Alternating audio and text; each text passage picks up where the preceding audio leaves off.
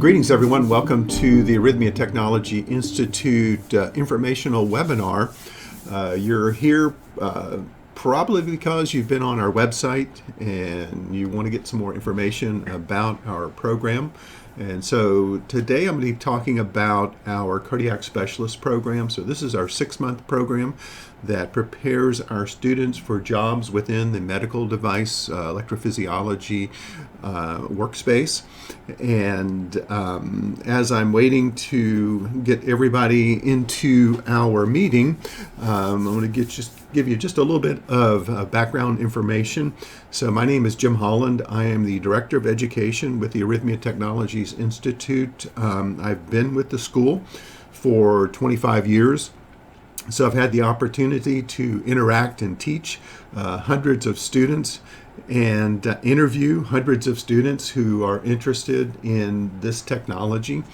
And it's a great spot. To be able to do this job is such a blessing to me, and I certainly enjoy getting to work with all the generations of young people who've come through our program, getting to know them and actually get to watch their careers as they progress through their careers, and they keep touch with us as faculty, and that's certainly a great part of what I get to do.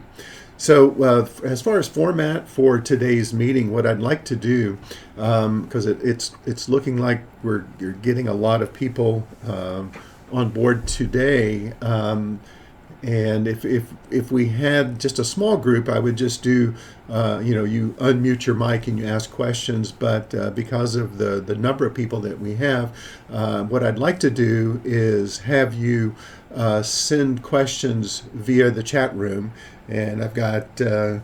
Eric Hammis, who's going to be manning the chat room, and he'll be feeding me the questions that are coming in, and I will answer those questions. So if you would, go ahead and access that chat room feature, and you can send me the questions, and I will answer them for you.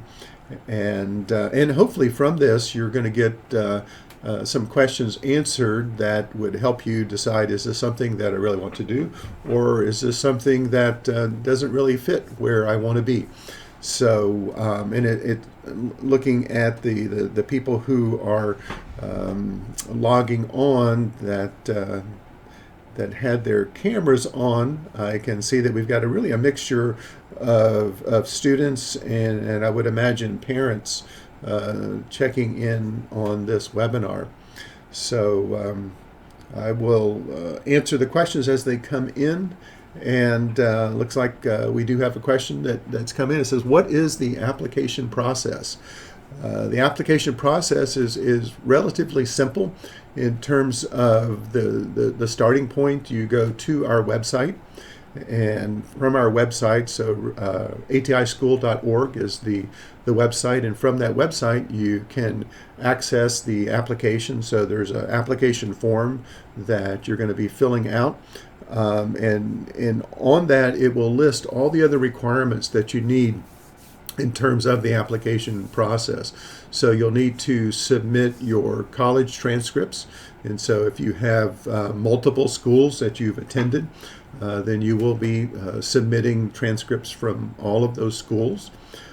You'll need to get 2 letters of recommendation, and those recommendation letters can be from a prior employer, a professor, a counselor, an advisor, someone who knows you academically or knows you from a working type of relationship. The other thing that you have to do is a background check, and so that's something that has evolved over time, that has become necessary. Certainly you're going to be working in a hospital setting. Hospitals require background checks, so our students have to have that background check in order to work in the hospital setting. And so that's just really a fact of life these days. One of the things that is on the background check that is of specific interest, I mean, it's all of interest, but The driving record has been something that has become of increasing value to the potential employer. And so they look at your driving record. This particular profession, to the most part, is a field-based profession, which means you're not working out of an office unless you're a clinic person and you are working out of an office. But a field-based job is one in which you are out and about, you're driving from one hospital to the other. So your day is very varied. And these companies, they're either providing you insurance or they're reimbursing you for your insurance. One company in particular provides a company car for you. And again, that they look very closely at your driving record. And so that is part of the background check. The other thing that you're going to submit is an essay. And so in the essay, you really have the opportunity to relay to us why you want to do this. Why is this something that is important to you? And you're going to tell your story via your essay, and so that is an important part of your application process, because what we're looking to see is, why do you want to do this? Is there a passion to do this? And that will come through in your essay. The other thing that is part of this application process is an introductory video. And this video requirement was kind of born out of COVID. So when everything was shut down and people were not able to travel, and the video connection became such an important connection for people. And so, next question, it's got to be from a parent. ATI is expensive. Is it worth it? As a parent, I would ask that same question. And I'm very biased in this answer. I believe it is. Otherwise, I would not have spent 25 years of my career here teaching. But seriously, you have to look at this in several ways. This is 6 months of training. Now, obviously, it's 6 months of training after 4 years of college, but it's 6 months of training to land a job in the medical technology industry.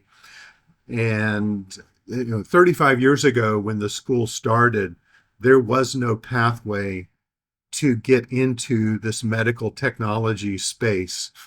And so it was a very challenging process for people to break into this. And so what we did with developing the school was creating a pathway. And for goodness, over 20 years, we were the only pathway. But if you think about this, okay, so you're spending a lot of money up front to come to this program. Certainly not nearly as much money as you would spend to go to medical school, dental school, PA school, physical therapy school. But most of the jobs that our students get coming out of school are in the $80,000 to $100,000 a year range. I would say that's a pretty good return on investment. And as far as placement goes, so we've placed 1,000 students into this career over the years. And you say, well, 1,000 is not that much. Well, we're a small school, and we have been in this field for 35 years, and we have a track record of success. Are we 100% in placement? Well, for the 35 years of the school, we are pretty doggone close to 100%. We would probably state that we're 98% placement over the 35 years, and it's probably that, or maybe better than that. But anyway, the companies come here to recruit, and our students are in demand. The other part of this equation here is that we have excellent cardiologists and electrophysiologists as part of our training staff. So they're excellent teachers. And so, yeah, you're paying to come to the school. You're getting the benefit of our staff that has extensive experience in the field. and significant education to back it up. But we've got great cardiologists and electrophysiologists that are on board with teaching our students. And so you combine that for 6 months of intense training, and students are getting jobs in the $80,000 to $100,000 a year range right out of school, our school. Then I'd say that's significant. So regarding expensive, we are, but we're not the most expensive, but I believe we're the best. So the question is ATI all classroom training? Thankfully, no. We have our training process really broken up in a progression of experiences. So the first month of the program is an online class. And so it's a virtual class. And so you'll be working through some self-paced tutorials. There'll be some video training classes that are part of it. And the focus of this first month is foundational training. So you're going to get some foundational training in ECG interpretation. And so, I mean, we're the Arrhythmia Technologies Institute, so arrhythmias is a really important part of this process. And so, and so we start right off with arrhythmia training. So you'll have 2 workbooks that you'll be working through. And in addition to that, I'll be teaching the online portion of the ECG interpretation.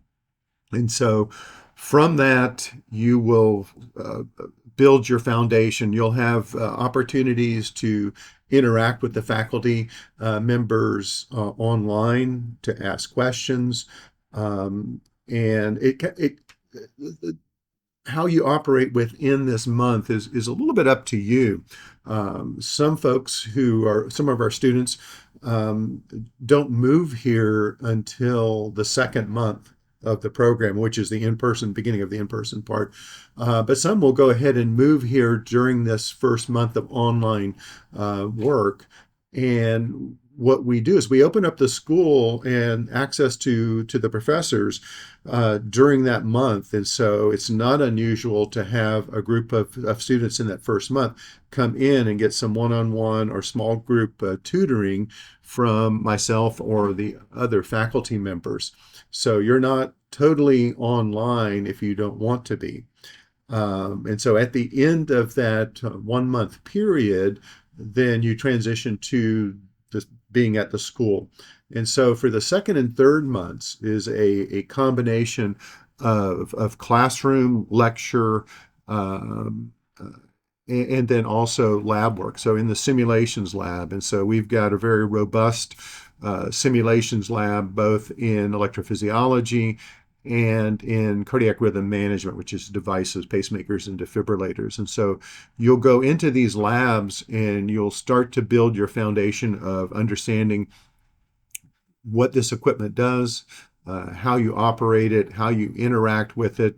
And so our focus in this second and third month is to prepare you for your clinical rotations, because in those clinical rotations, you actually will be in clinic, in the hospital, in the labs, EP lab, cath lab, working with physicians and working with patients.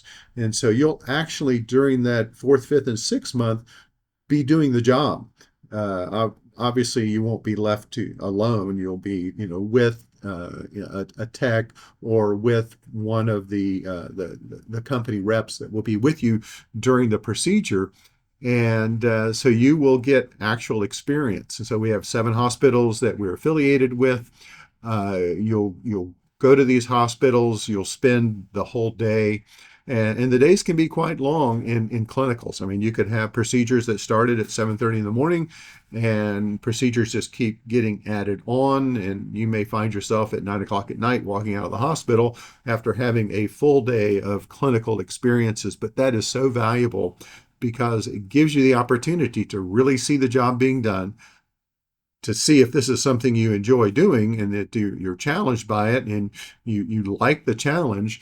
You get to work with the physicians. Your day is like the physician's day, and it's a great preparation for the job. So no, this is not all classroom training. It's a combination of online classroom, simulations lab, and then actual clinical rotations. Now, during this fourth, fifth, and sixth month that you're in the clinicals, you're also in classrooms. So the way we rotate it is one day you're in clinicals, next day you're in the classroom, next day you're in clinicals, next day you're in the classroom. And so that way you have a nice mix of your days of your week and your experiences. So that's how the training works here at ATI.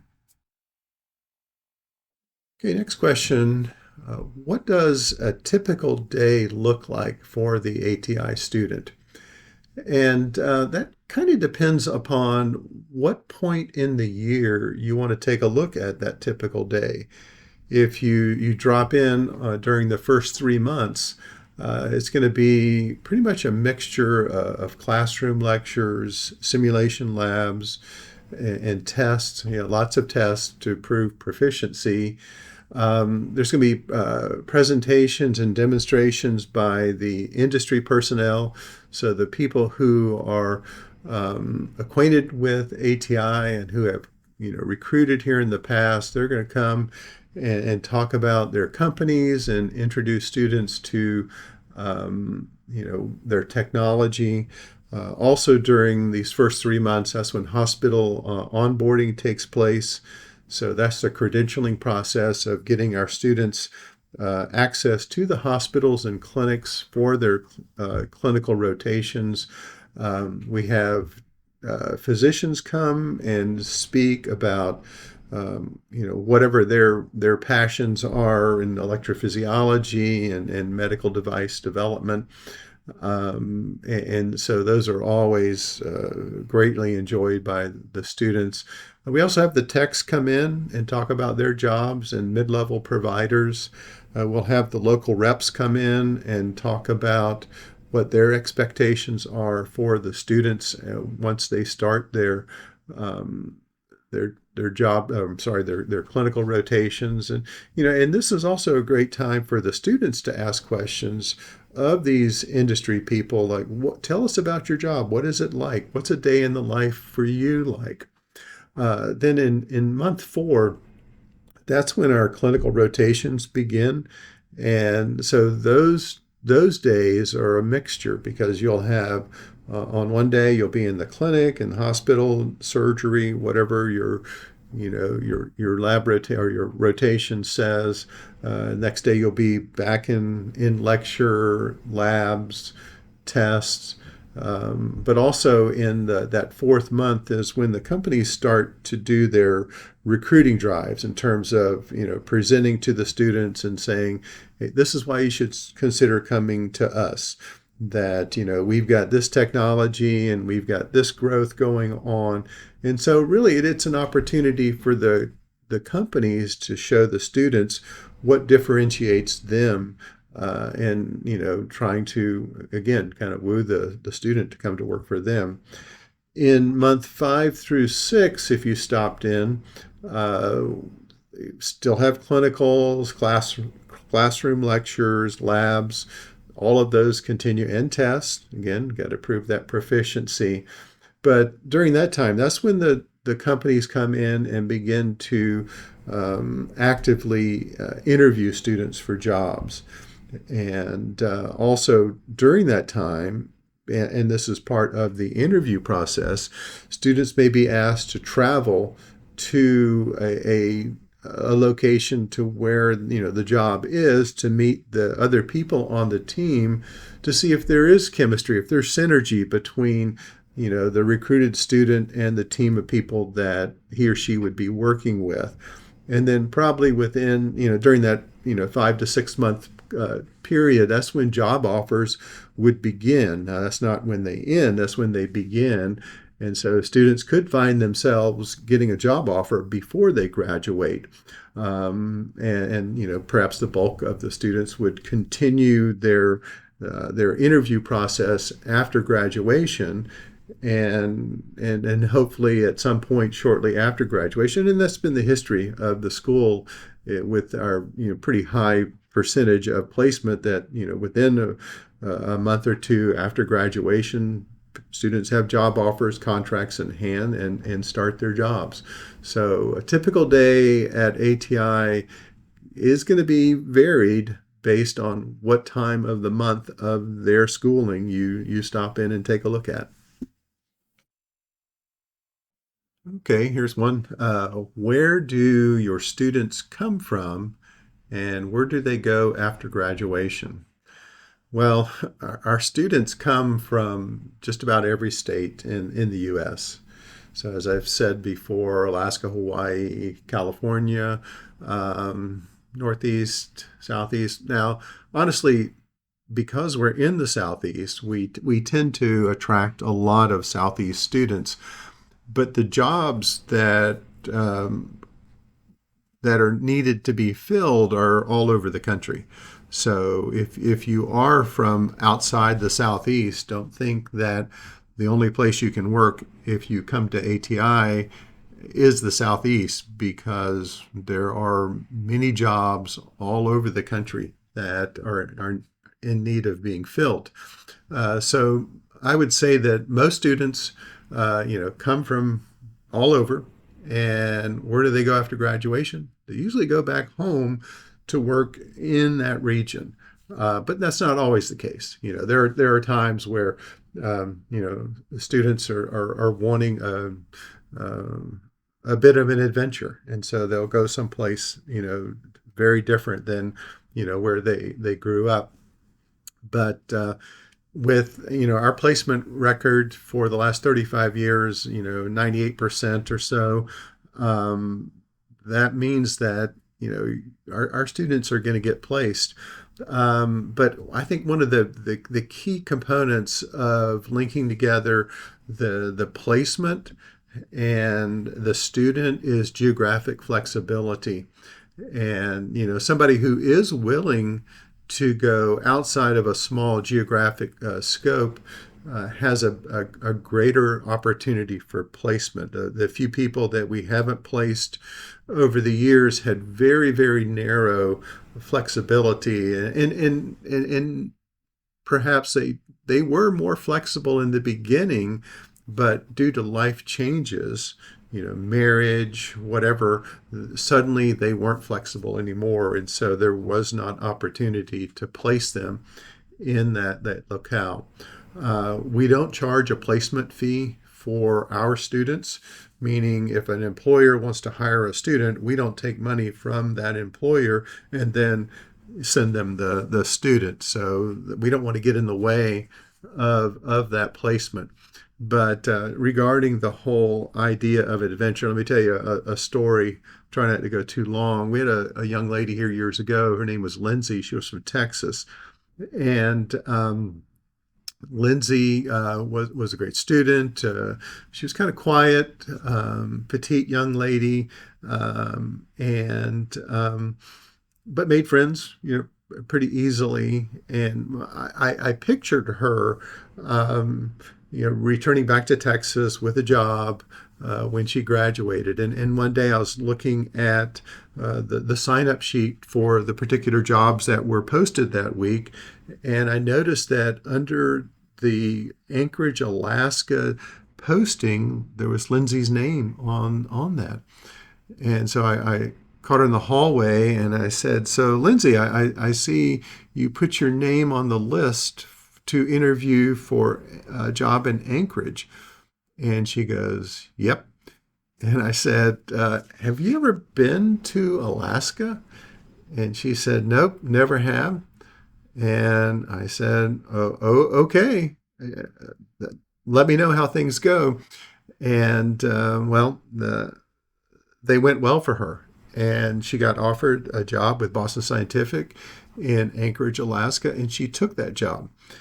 And I kept in contact with her over the years, and she had a very interesting, rich experience up in Alaska. She was there for a total of 4 years working for Boston Scientific. And I remember in one discussion with her, she said, you know, about 1 week out of the month, I get in a small plane with a physician and we fly up to Eskimo villages around in the Arctic Circle, and I check their devices.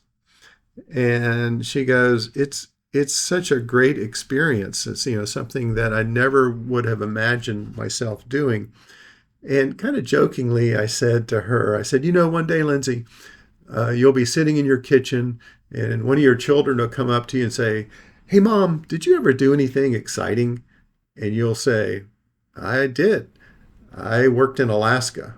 And they're like, no way, Mom, no way you worked in Alaska. But obviously she did. And, the story continues. She went home to Texas during Christmas time one year, ran into a young man that she had known in high school. Well, as things go, Hallmark style, they ended up getting married. And so Boston Scientific didn't want to lose her. So she transferred from Anchorage, Alaska to Texas. And her husband was in medical school. And when he finished his medical school, he got a residency in North Carolina.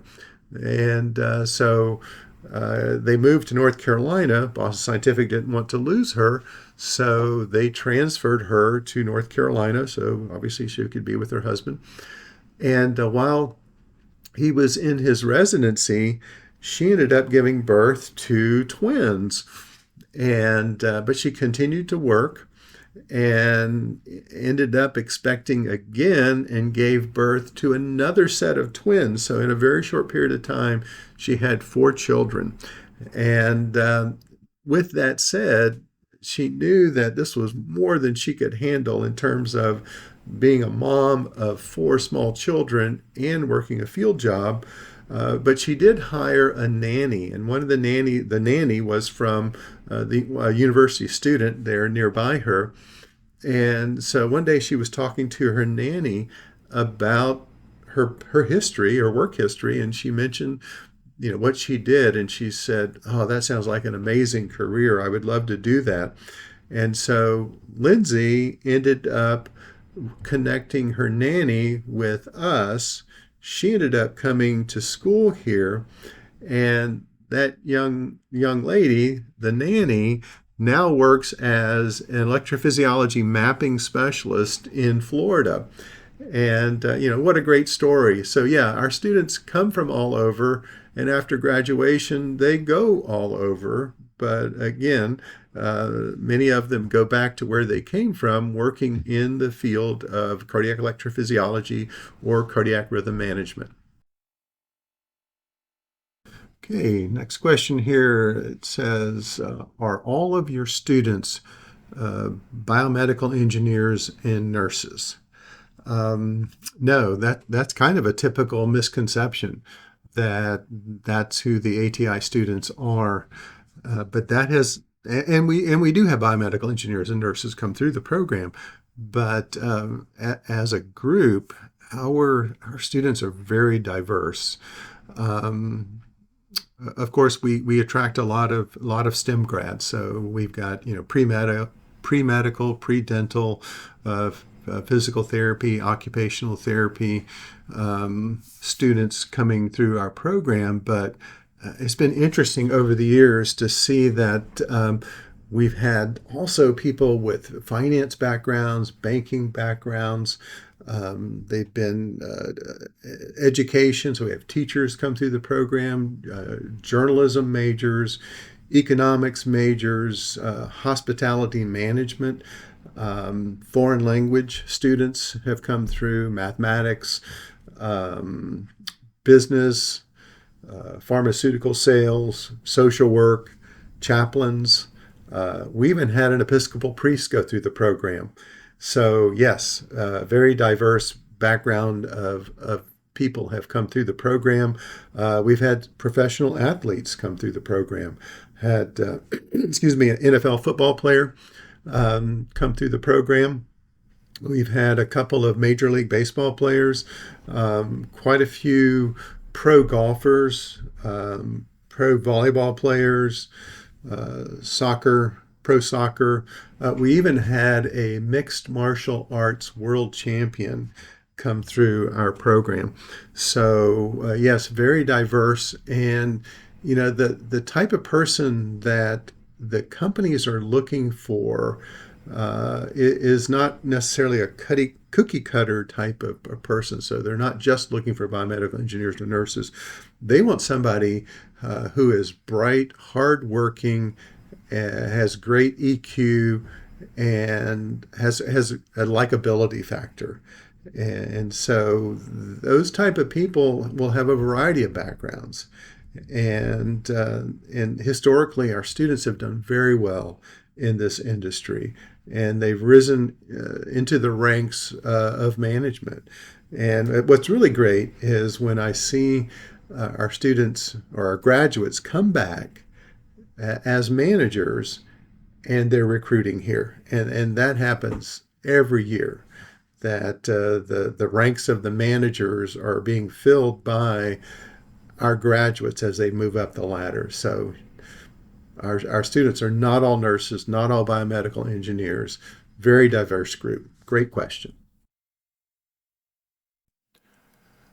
Okay, the next question is, what is electrophysiology? Well, I'm glad somebody asked that question. One of the things that we often run into is we use terms and terminologies and acronyms that aren't typically part of an individual's normal conversation. And so yeah, electrophysiology. Electrophysiology is a relatively new subspecialty of cardiology. It's probably, when I think back to the origins of electrophysiology, we call it EP for short. The EP subspecialty probably goes back to the 1980s when it started. But it's part of cardiology that's focusing on the treatment of heart arrhythmias and electrical disturbances within the heart. The physicians that are electrophysiologists have gone through a bit of a journey themselves to get to where they're at. Obviously, they graduated from medical school. They did a residency in internal medicine. They did a cardiology fellowship, a varying length of time, and then they would do an electrophysiology fellowship. So a lot of schooling goes into the preparation of someone to become an electrophysiologist. They're often the smartest people in the room. I've known some electrophysiologists that also had their PhD in electrical engineering. And so they certainly have the credentials behind them that they are the smartest people in the room. An additional offshoot of that has been a focus among some of these physicians into the area of structural heart disease and intravascular repair. And so that's a topic that we've started covering with our students as well. But as far as our students' role in electrophysiology, the primary role that our students would take on would be that of an electrophysiology mapper working for one of the electrophysiology companies or divisions of electrophysiology within a company. And so what do they do? So they create an electroanatomic map of the heart, a voltage map, activation map. And what the physician is able to do with this virtual three-dimensional map is find the actual location of the arrhythmia and do a radiofrequency ablation or other type of procedure to cure the patient of the arrhythmia. And so this is a significant advancement in the care and treatment of patients with cardiac arrhythmias. When I started over 40 years ago, some of the things that are cured now were not able to be cured back then, and patients just had to be treated, and there was no hope of cure. And so, with the electrophysiologists now and their ability to actually find the location of these arrhythmias and ablate them, surgically remove them in an ablation procedure, has significantly improve the outcome of these patients. And so, as a cardiac mapper, your role is critical in this procedure, and you're very much a partner of the physician. Physician can't do the procedure without you, and so you're going to guide the physician to that spot. And so again, it's very much a partnership in that procedure. Your day is going to be very scheduled in terms of the procedures have to be scheduled in advance, so you know where you're going to be, which physicians you're going to be working with. And there's times where physicians have become so dependent upon the mapper that if a particular mapper is not available, the physician will say, I'm going to delay this procedure until this particular mapper is available. And so that's what we train our students to be electrophysiology mappers. And it's a great job. And obviously, it's one that the physician can't do without. Okay, Eric, send me over another question. Okay, how do students decide which track to specialize in? Well, that's kind of an easy question. We don't really allow the students to specialize in a track while they're a student.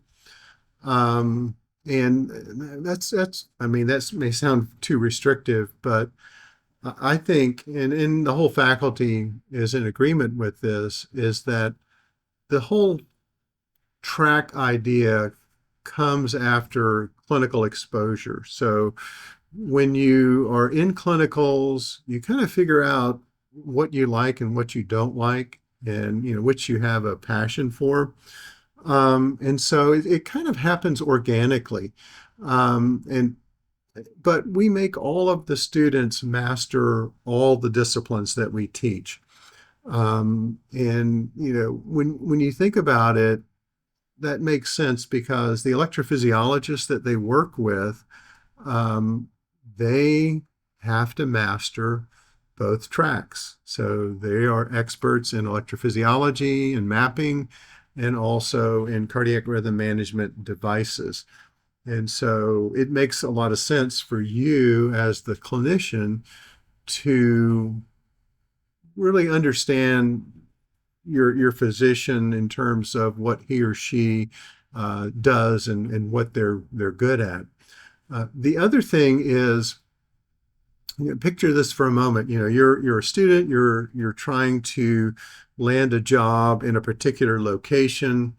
You're good at both disciplines, EP and CRM, and in that location that you're really wanting to get, you discover that they only have an opportunity in EP.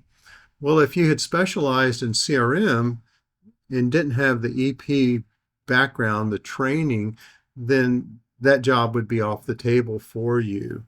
And so I think from a geographic diversity approach, the better skilled you are in either, the more choices you have for where you can go and ply your trade, so to speak. And here's the other part is that let's say you graduate, you're trained in both, and you become an EP rep, and you go through your career, 5 or 6 years, whatever, and you get a, kind of an itch to do something different, and you decide, okay, I'm going to switch over to the CRM space. I enjoyed that as well, and let's see how that goes. And that has happened. We've had graduates who get hired in one of the disciplines, and then they end up as time goes by, they switch. Let me tell you a story that really hits home for me and at least my faculty. So Rebecca, who's one of our faculty members, she's our remote education coordinator. When she graduated from ATI back in 2007, she went to work as a device rep for Biotronic in Phoenix, Arizona. And she did that for quite a few years. She ended up getting married, and her husband was sent to Germany, and so she left left Phoenix and moved to Germany. And I think they were there for maybe 3 years. And she couldn't work for any medical device company while she was there. Um, of no reason for her, her lacking. I don't remember the situation of why she couldn't work. Obviously, a language barrier probably had something to do with that. But anyway, so she came back to the States after the 3 years, and she was able to get hired by another medical device company, and so she went to work for them. And then her husband ends up getting transferred to another location. She could not get a device job, but she ended up getting an EP job. So she became a mapper for an EP company for Biosense Webster. She was a mapper. And she did that until she trying to think of what the next step was. I think her kids had reached a point where there was an issue with, how her days went and how her mapping job went. And it became very difficult to manage her family situation.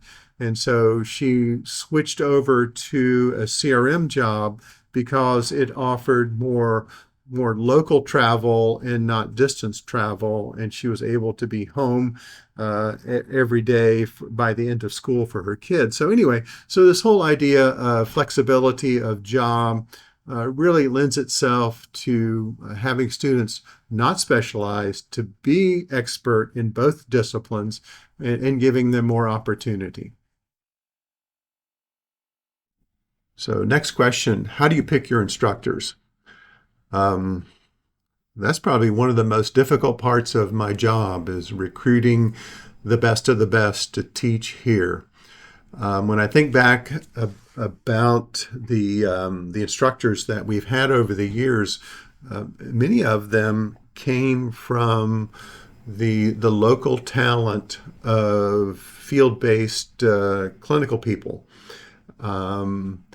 And if you look at the instructors I have now, all of them except for one are previous ATI graduates.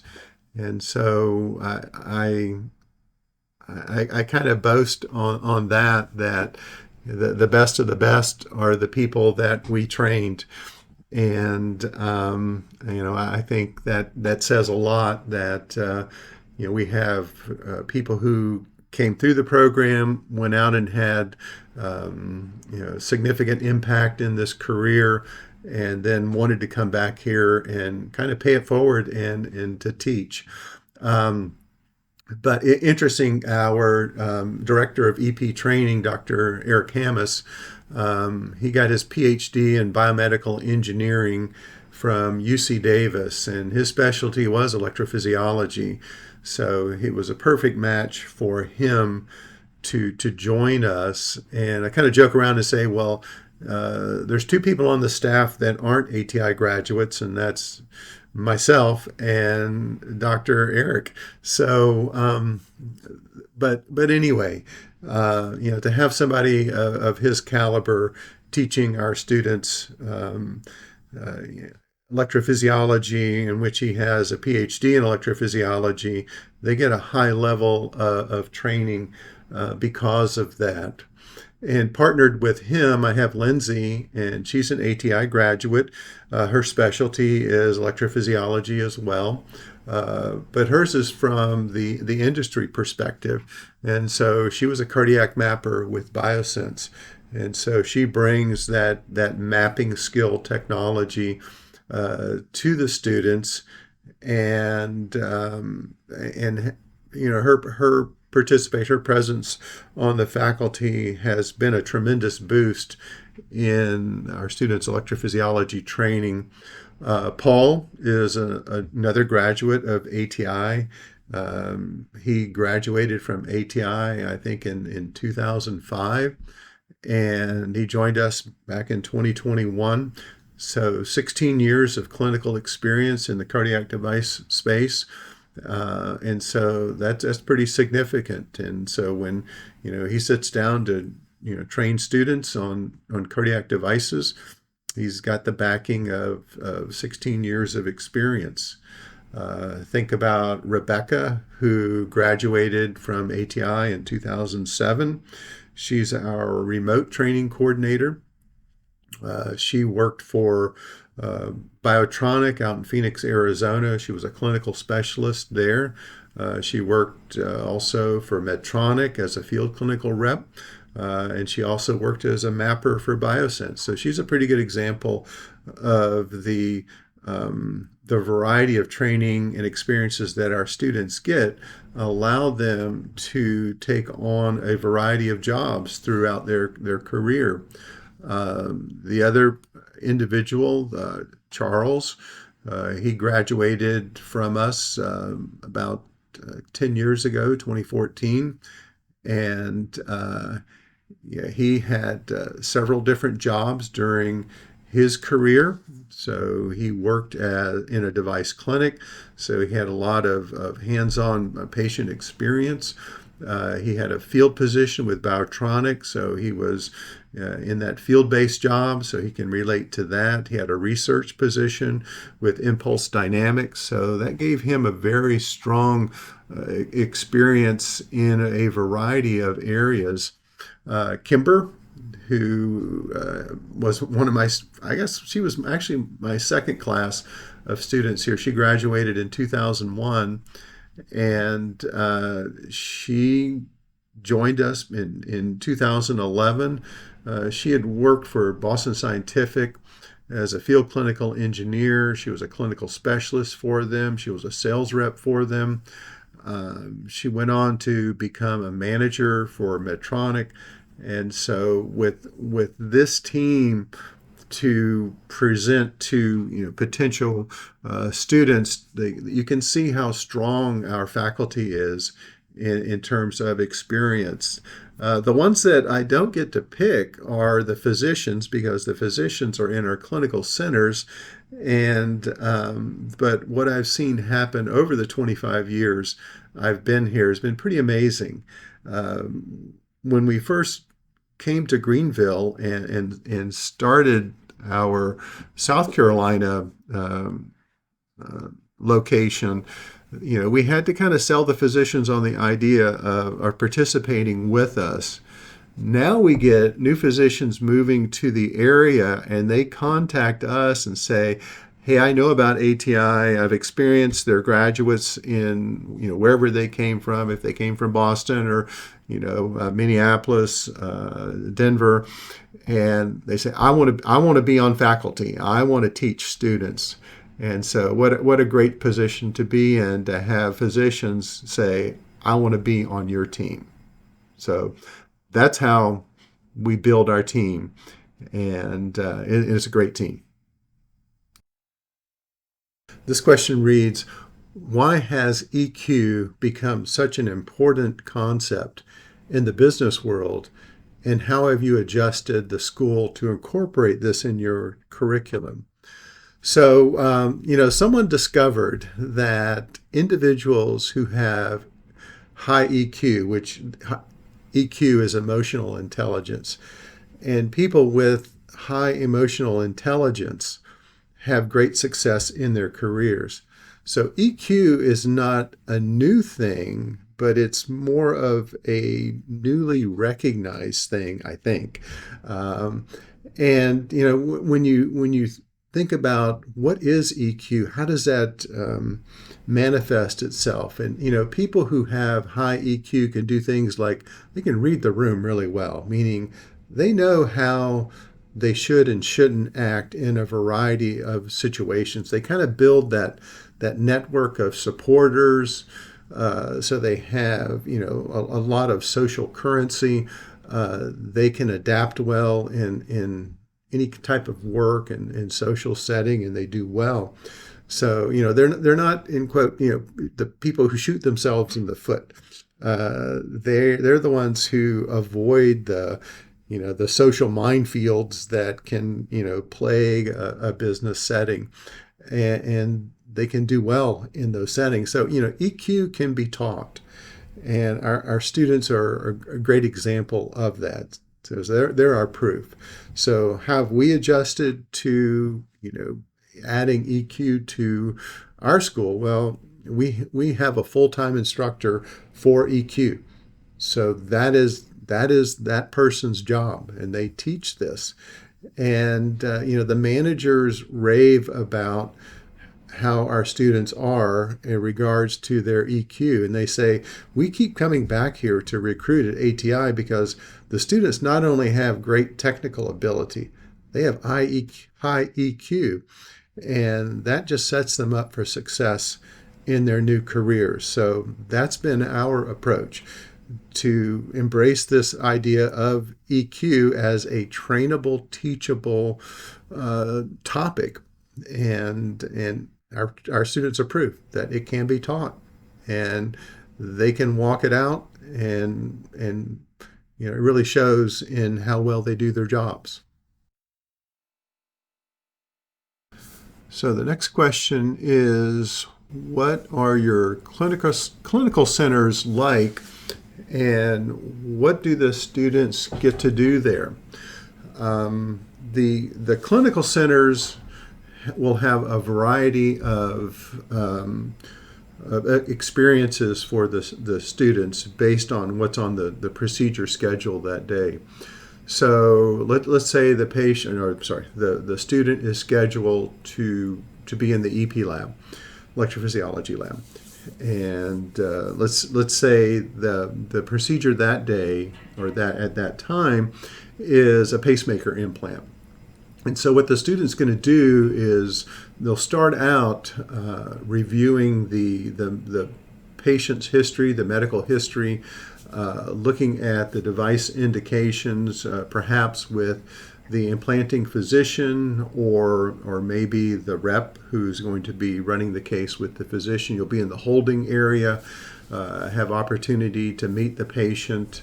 You'll take a look at the chest x-ray, look at the ECG, and usually those two things are vital parts of the pre-procedure experience, because the ECG is going to show what is the patient's indication for the device. And so they'll be able to see if the patient has complete heart block, atrial fibrillation with pauses, something like that. Chest x-ray is going to give them the idea of the size of the heart. Once you're in the procedure, you'll watch how they set the patient up for the procedure. At some point in the procedure, you're going to be running the pacing systems analyzer, which is going to be a machine that you'll have in your hands or on the table in front of you that is connected directly to the patient's heart. And you'll be running tests on the patient's heart during that procedure. And then after the procedure is finished, you may then go to the recovery room with the patient, and you'll participate in the programming of that implanted device to set it up so that it's optimized for that patient. Now, obviously, you're not working alone in all of this. You're going to have a device rep with you, and maybe one or more of the techs from that lab. Let's say you're in the EP lab and the procedure is an AFib ablation. So what you're going to do with that procedure is you're going to watch how they prep the patient.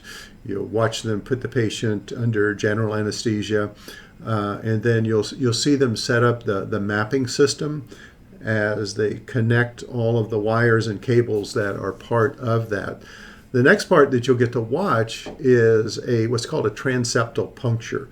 And via intracardiac echo or fluoroscopy or both, you'll watch them actually take a needle inside the heart and pierce the wall of the heart to get access to the opposite chamber. You'll sit alongside the mapper during that case, and you'll watch the mapper build the electroanatomic map of that patient's heart.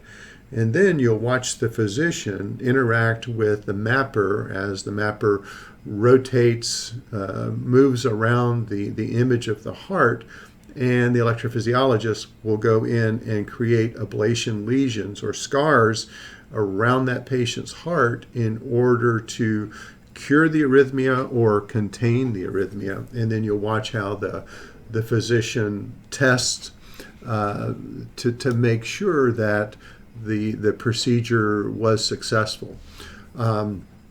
Other place that you could be in the hospital is in the operating room, and in the operating room you may see what's a procedure called a TAVR. So it's a transvascular repair of the aortic valve. Or you could see them do a left atrial appendage occlusion procedure. And what you get to do in those procedures is you get a chance to look at the pre-procedural CT scan of the heart. So with it, you can see structurally what you're dealing with this patient's heart, and then you'll dig a little deeper and you'll look for left atrial structures, because that's probably where this procedure is aiming at, is issues within the left atrium. Left atrial appendage identification, looking for the mitral valve, pulmonary vein, circumflex coronary artery, a thing called the Coumadin ridge, and a lot of this is going to be visualized through echocardiography, fluoroscopy, and then what you're going to see, especially if it's a particular sizable device, then they'll take that device and compare it with what they've just measured in terms of the CT scan, and to make sure that device is going to fit the patient. And then next part, you watch them actually deploy the device into the patient's heart and test to confirm that it is stable. Excuse me. So that's what would happen in the operating room. The other place you could end up in or rotate in that day is the cath lab. And so cath lab is primarily for patients who are coming in to look for origins of coronary artery disease. And so, pre-procedurally, you'll look at the patient's history, you'll learn about their prior symptoms, you'll watch them get access to the arterial system and begin to thread the catheter into the appropriate coronary artery. You'll also be watching the ECG, watching for irregularities of that. You'll watch them release dye into the coronary arteries to actually visualize where the problem is. You may watch them go in and do angioplasty procedure, opening up that vessel, or maybe opening it up and deploying a stent into that area. As with all of these clinical centers, because you're CPR trained, you could be participating in CPR of that patient, and we've had students do that where they had to perform CPR. The other place that you could go to is the device clinic. And in the device clinic, you're going to have a whole host of various things to do in the clinic. And so it may start out that you'll go out to the waiting room, you'll find the patient that's to be seen, you'll escort that patient to the exam room. You may be applying electrodes to the patient's body so that you can monitor the rhythm.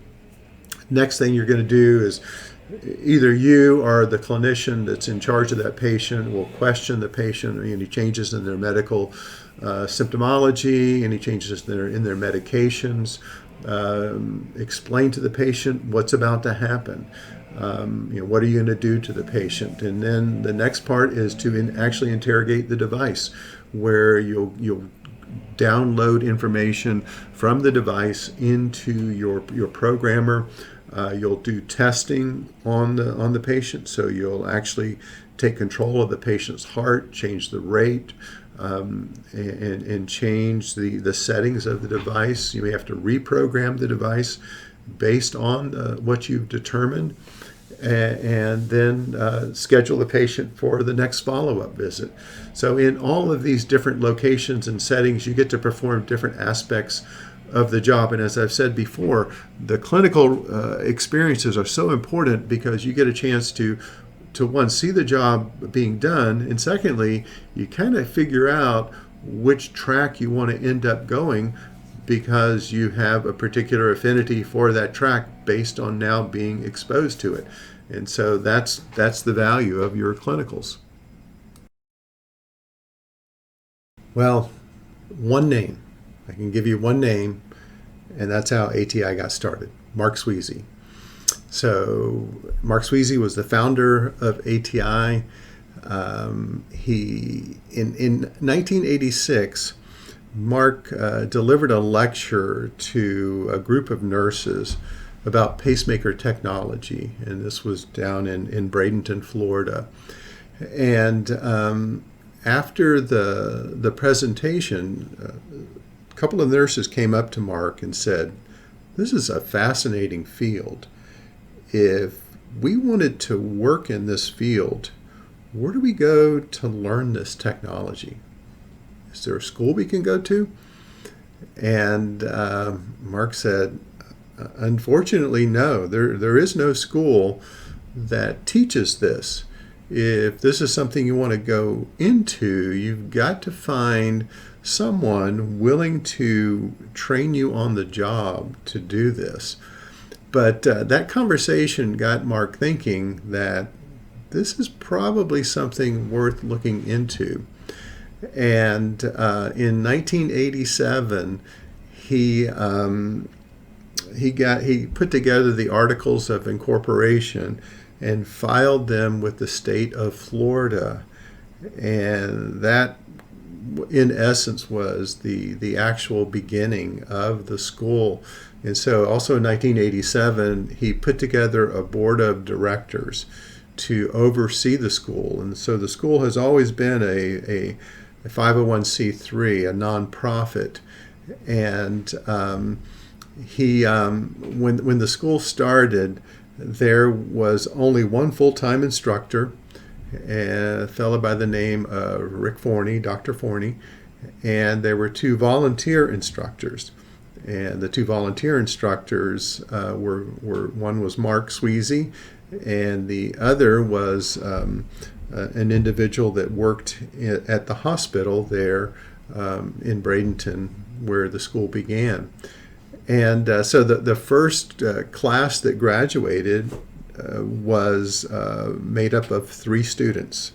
So 3 people went through the first program, and they ended up getting jobs in device clinics. And so the start of the school was in Bradenton, Florida. In 1997, the school moved to South Carolina, Greenville, South Carolina, where it is now. And really what started that process was the medical director. So the physician that was the overseer of the school from a medical director standpoint, he passed away at the age of 55 years old. And so that was quite a blow to the school. And the school then moved to Greenville, South Carolina. And that's really another story in itself. But how the school got started was Mark Sweezy and his idea to start a school that would allow people a pathway to get into this field.